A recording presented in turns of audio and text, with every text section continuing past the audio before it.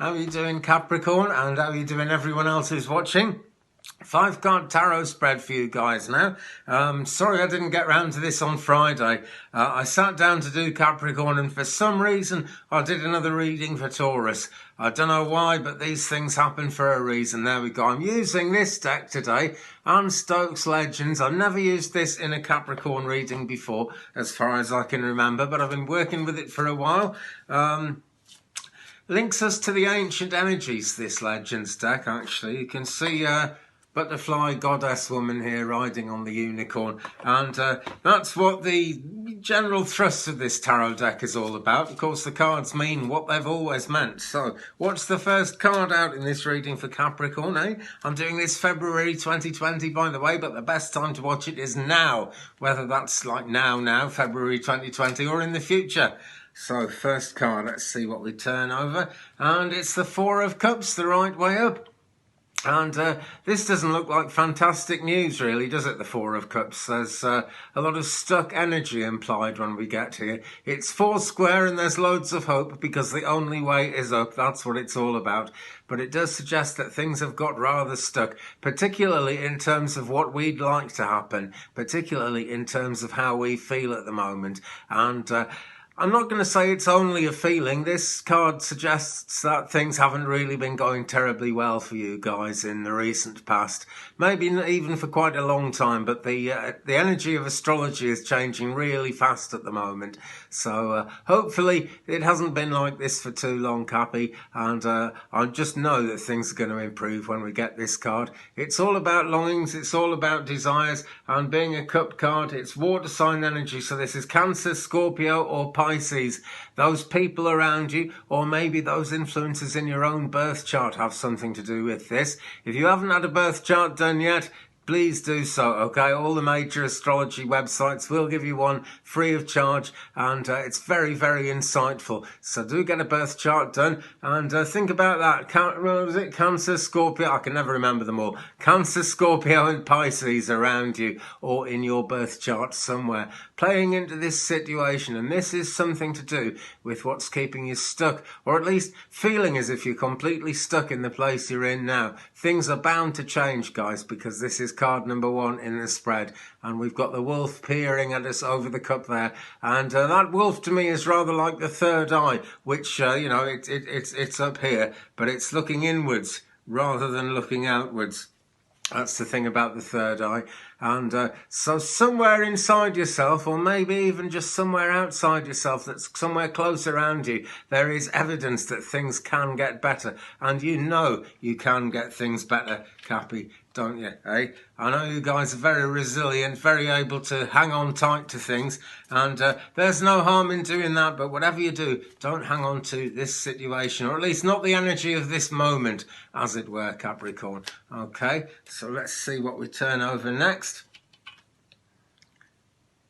And it's the Tower of Destruction, but it's upside down. Could that be good news, I wonder? Well, it's certainly a lot better than if it's the right way up in so many ways. But that really is very positive coming after the Four of Cups, I feel strongly, okay? This character is actually out there fighting for what's right and fighting for the light. We can see the light at the top of the sword there. The trouble is that light is going to blow the house down. But as always with this, it's not a bad card if you're familiar with the tarot. It's not a bad card at all. This, when it has its normal meaning and is the right way up, suggests that everything is going to change, and it could actually be quite scary, but it's not likely to be your fault, and you're not likely to get any bad karma out of it. Now, when it's upside down, it's slightly different. Okay, I'm still not going to give it as a bad meaning, though, because I'm sure it isn't. Everything's positive, and we know that things are in a situation now where the only way is up after we've had the Four of Cups there. The cup's all about longings, desires, that kind of thing. The energy of the Tower is Very powerful energy, that's the best way I can put it there. There's a lot of healing implied in this card though. There's a lot of purple and also a lot of green, and those two are both very strong healing colours. So that's why I'm giving it as a positive one, because things aren't going to be destroyed. Things are actually going to start moving on and moving up. And that's really, I would suggest, is a big part of where you guys are at the moment, Cappy. Thinking about the possibilities of everything falling apart if you really have to let go. Because letting go, it's not easy for any star sign, for any human being to let go, okay? We feel suited to what comforts us, and we don't always want to come out of our safe place. In fact, we very rarely want to come out of our safe place. But, you know, it's an upside down tower card. It's number 16. So the journey really is going on apace when we get this. And whatever happens, it's big change, but it's not actually going to destroy you or destroy anybody else. Okay, so I think that's looking quite positive to me. No firm direction there, but a definite indication that things are on the move and things are actually going to be on the way up, because change, when you're in a Four of Cups situation, is exactly what you need, and it's going to come in big style and it's going to be powerful. Okay, so now we come to card number 3 of 5 in this spread, and we'll do a couple more cards at the end from an oracle deck and maybe a chakra card as well to see exactly where the land lies and get some more significance for all of this.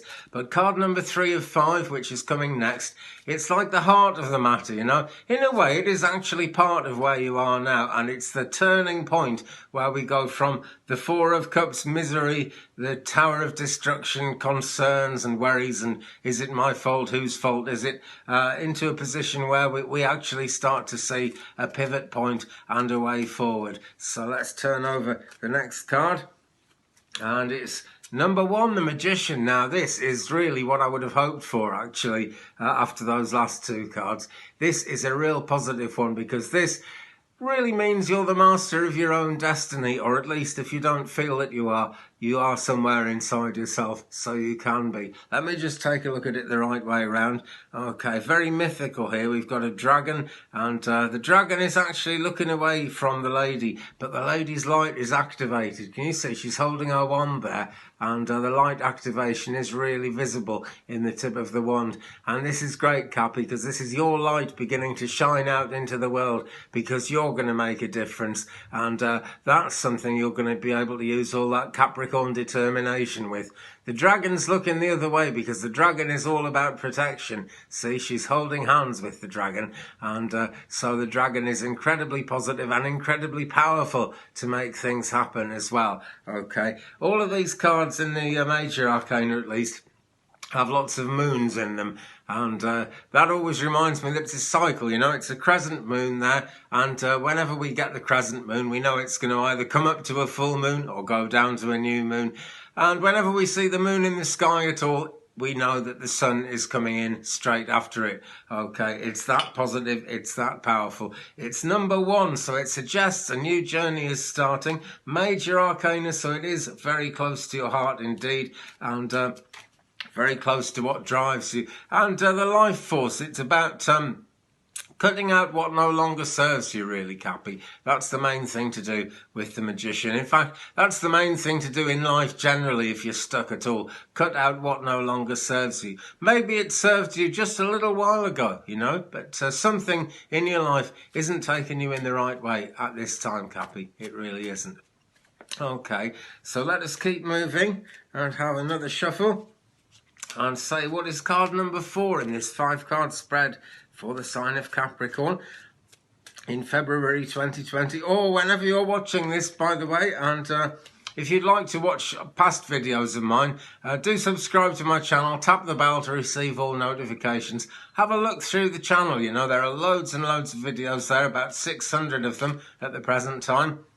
And doesn't matter even if it's not for your star sign. If you're drawn to it, then it's going to mean something for you. So do take a look through the channel, okay? I make these videos just about every day, and I do astrology as well. As always, astrology forecasts coming up with me. Wow, I can hear the wind howling outside, and that is making me think winds of change, because everything happens for a reason, you know? And when you have the privilege of being a tarot reader and or other things that I do, astrology, and I'm a spiritualist medium, you soon get to know that the elements are always teaching you something, okay? So actually I'll give that out with the Magician card as well that just came up. The elements will be supporting you. We can see that because the dragon is there. Okay, so what is card number 4? And it's the Chariot, Major Arcana again. So this is very close to your heart. Now then, the Chariot says that there's a journey going on, that it's a positive journey, it's a journey forward. But there's a certain amount of adversity implied with the Chariot as well. There's a certain amount of interference from other people, perhaps more than anything else. But this card is full of the purple of healing. So this really emphasises the idea of letting go of what no longer serves you, because that journey is underway. We can see the night owl flying through the night sky there in that beautiful wintry scene. In this card, we can see the purple of healing, so the journey is actually happening, Capricorn. Now this is later in the reading, so maybe it's not happening right now, right today, but this is what happens after the Magician, when you get your working tools out, and your spiritual working tools, that is. It's a Masonic expression. I'm not a Mason, but that's what Freemasons say. It's a magical thing, you know. Get your working tools on the situation, because you are going forward no matter what anyone else says. Now, this lady is carrying the lamp, and she reminds me a little bit of the Hermit card. So certainly look inside yourself, okay? Bit of soul searching needed, Cappy, to really get things on the move and to really get things going in the positive direction. The Chariot, der Wagen in German language, the wagon, you know, you're going somewhere, and you don't actually have to supply the wagon yourself, it's coming in. You've got to look after it yourself though, okay? So yet again, I'm going to say, get rid of what no longer serves you, Cappy, okay? Won't do any harm. When you cut cords, if you happen to cut a cord that you really need to still have, then that cord will grow back, okay? It's not really possible to make a serious mistake in cutting the cords, it really isn't. I had a big cord cutting session last year, actually, and part of it involved losing a friend he's been a great friend for so long, you know, so long, but he's got a drug habit, and it just got out of control. I mean, I haven't got a drug habit, but I couldn't abide the way things were going, and he was getting really difficult. I had to cut that cord, and I've often wondered, was I supposed to stay on the horse? Was I supposed to bring him healing? And what I've found out is that other people have brought that healing into him in the time since, and that I wasn't up to the job, you know, not because I'm not good enough, but just because my energy wasn't going to be any help to him at all. So I really feared cutting that cord, but looking back, I am so glad I did it. So cut those cords, Cappy, particularly if it's people getting in the way and making life hard for you. Okay, so we're going to come to the outcome card now. We're going to see where this is going, and then we'll do some oracle cards to get with it as well. Just dropped one on the ground there. Okay, so that one...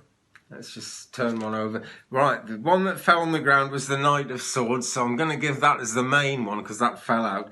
But also the Queen of Swords fell out as well. So we got very strong swords energy here going on, Capricorn. This is air sign energy around you or in your birth chart somewhere. It's Gemini, it's Libra, it's Aquarius. So it's airy, it's kind of all up in the air really. And this is the outcome card, or the outcome pair of cards as it's turned out.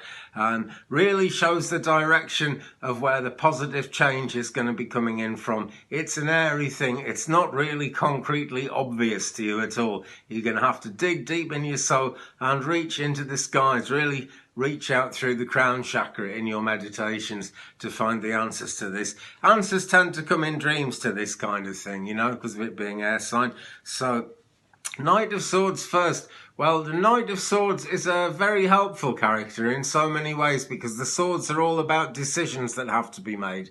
And the Knight of Swords can do a great deal for you, but you need to appeal to his sense of ego somehow. Now, if this is an actual person around you, or maybe you're in a relationship with the Knight of Swords that you want to heal, well, appeal to his sense of ego and show him that you've got a good plan, you know, that the decision you're trying to make is going to take you and him in a positive direction. If this isn't a person in your life and this is just the tarot card talking to you, then same thing really. Make sure you've got a good plan. Not just a plan that's good, but a plan that you feel good about, Capricorn, right? Because it is very personal indeed. And then the Queen of Swords as well, a no-nonsense lady. And here we have the dragon as well. And she's contemplative, isn't she? She's really contemplating the dragon there. And so she's contemplating the mystical energy, really. And that air signs thing is happening so strongly. Really, really positive reading this, Cappy, although we started off with the Four of Cups. Couldn't really have been much less positive than that, but all through the reading we have seen things picking up, how things are going to pick up. And on a personal level, Capricorn, this reading is screaming at you. Make your own decisions. Don't hang on too tight to the past, okay? Hang on to grab hold of that future that's out there in front of you somewhere. Take hold of it, and that's the thing to be hanging on to, okay? Not the past, and be prepared to cut the cord. I am now going to do a card from this deck, Kyle Gray's Keepers of the Light. It's a really good Hay House deck, actually. And if you found my channel through my Doreen Virtue, More Money and Christianity video, you might be surprised that I'm at all interested in Hay House. But it's a brilliant, brilliant company. They put out fantastic inspiration, fantastic wisdom from wise people. And Kyle Gray, Keepers of the Light deck. It's a lot like the Ascended Masters deck, if you remember that one. It's a very popular Oracle deck, and still is. But it really came out, I think, about 10, 15 years ago. Quite an old one. That was a Doreen Virtue one. This is a Kyle Gray one.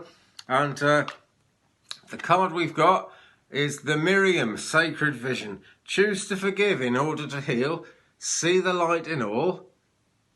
Remember that love has no boundaries.